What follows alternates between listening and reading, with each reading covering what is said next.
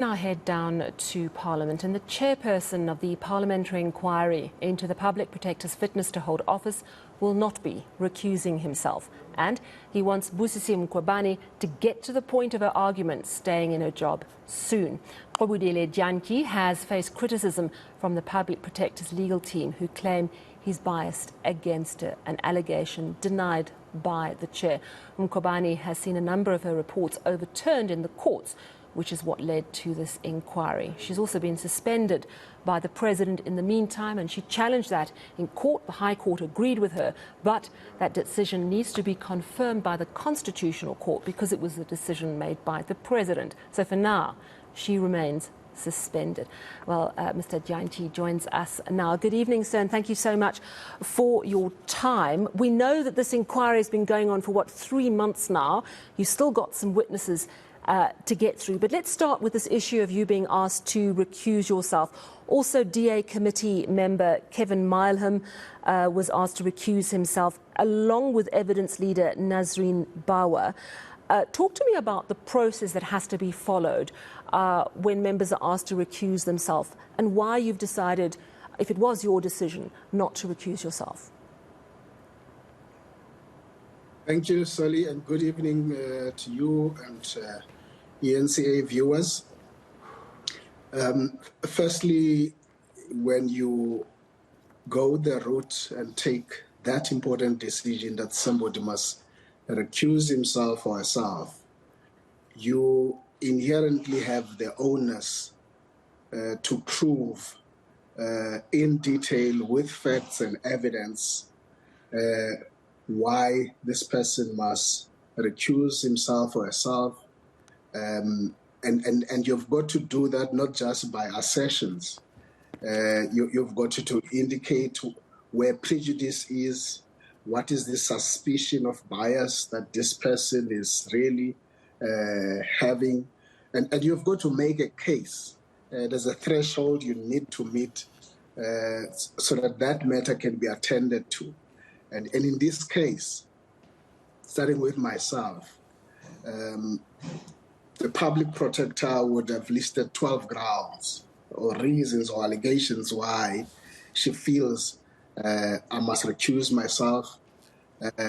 And having looked at her application after we received it, and on the very same day, on the 21st of September, I would have indicated to her legal team that to me, facts matter in anything that you need to attend. And out of all 12, counting from 1 to 12, going through all of them, none of the 12 grounds listed there presented any case, made any case, provided any facts beyond just general statements to prove that I have to recuse myself. And on the basis of that, there being no case presented, both written and orally by her legal team, there was just no reason for us to pause and recuse ourselves, and instead would have indicated that we want to move full steam to conclude what we're doing. You've touched the issue of how many witnesses. We have the last witness that we are planning to have this coming Thursday, Friday, or Saturday, Mr. Niels van der Merwe. Of the witnesses that we have identified as this inquiry committee, so that beyond that, we would want to allow the public protector to take the stand and really put her case about why she needs to be exonerated. On the issue of the evidence leaders, I would have written to her to just respond to the matter, and in the next day or two, we will be making a very comprehensive response either way in that regard. Okay.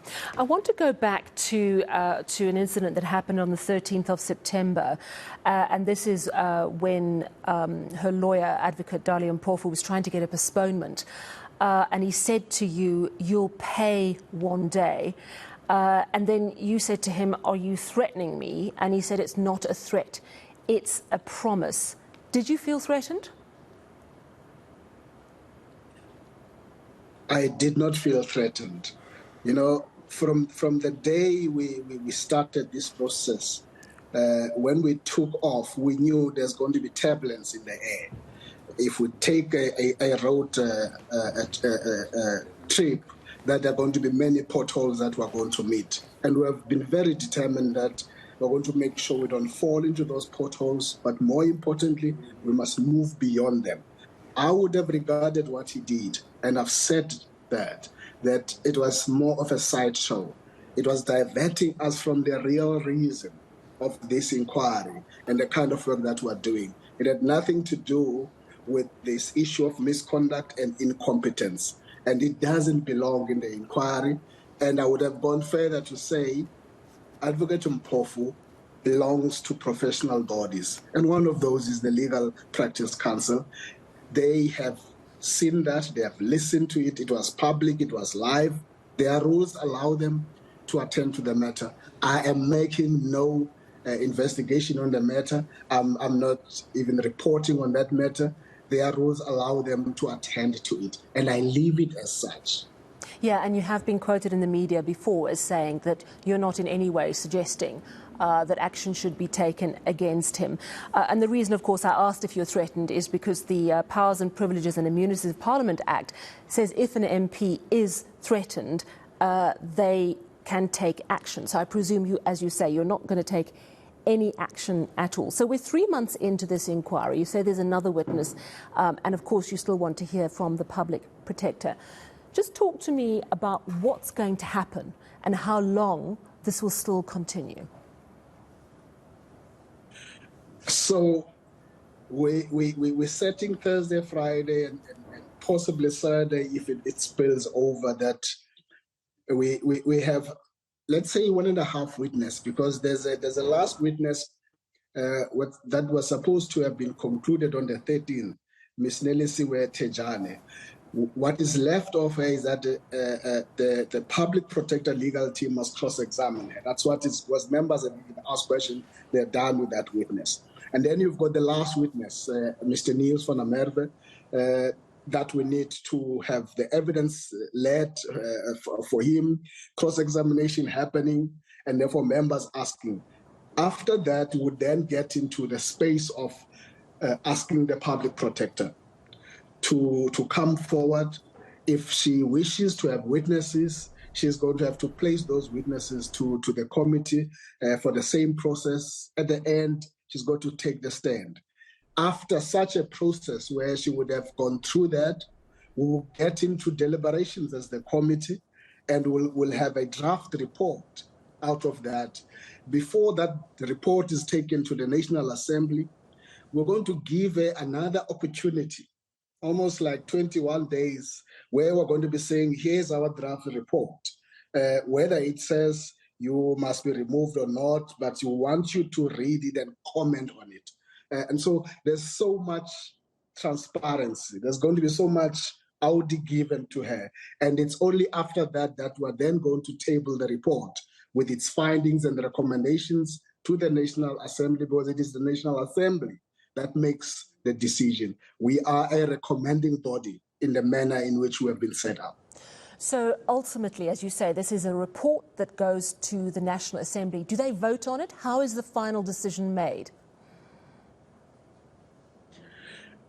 That will be the prerogative of the National Assembly. Obviously, if all 300 members, all parties represented, are of the view that what we would have presented is impeccable, is comprehensive, backed by evidence and facts, that they all agree to that, they will do so by way of vote. And those who would not agree would register their own objections to that. So the National Assembly has to take a decision and vote on the report, depending what the outcome of that report is. And after that, then the president, if it says remove, the president must remove the public protector. Isn't there an inherent conflict in the fact that the president has already suspended her? her legal team is saying that the president is biased on this issue. That's why he shouldn't have made the decision to suspend her. Are you concerned that the process is open to criticism, that any involvement of the president in this matter is problematic? Well, we leave that to the president because that is not part of our function. Our function is, as the National Assembly, is to do the investigation, make findings, make a recommendation. The National Assembly takes a decision. The president is triggered by our work in two ways. The first part, where his role is triggered, is on the suspension. That's a constitutional power that he has as a head of the executive, as the president. The second part would be when we conclude the report. The National Assembly takes a decision because the Constitution is very emphatic that if the National Assembly votes for the removal, the president must remove the public protector. We leave that so that we appreciate and embrace the separation of powers. We are really not concerned about what is happening between the public protector and the president. We think that they can deal with that. We're staying in our lane as the National Assembly. Explain to us why, despite a request from the public protector to call President Ramaphosa to this inquiry, you felt it was not necessary. We've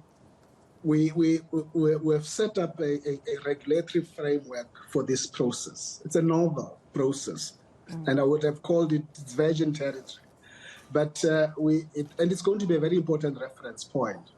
We have a terms of reference in addition to the rules of the National Assembly, but we have also developed some directives in line with Rule 183 of the National Assembly rule, which in those directives, on the issues of summoning, there's a very rigorous process that must be followed, and at the center of that is issues of relevance.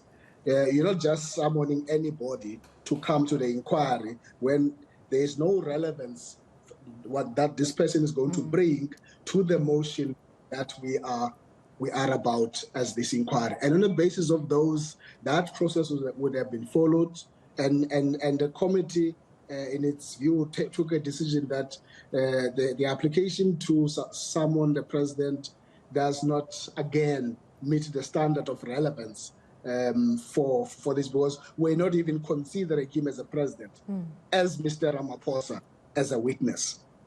So you've mentioned the process from here on. We've had 3 months. There's a witness to wrap up with cross-examination, then another witness to come, and then the public protector. Then a report has to be put together, given to the National Assembly to decide upon. Do you have any ballpark idea of how long this is still going to take? Well, at the very beginning, we would have planned for a 6 months process that would have ended in September. But we're in October now. Beyond September, there would have been unforeseeable issues that would have come in our way. We're still hopeful because part of what is important about this process is that it must be done within a reasonable time. So we must make sure that there are no delays, because any delay is not good for the Office of the Public Protector South Africa. Any delay is not good for the public protector itself. Any delay is not good for us running a very credible process of the National Assembly. With everything given, we're hoping was either end of November or as we rise in Parliament in December, that would have come to a particular point where we're able to say to the National Assembly, this is where we are. Of course, there will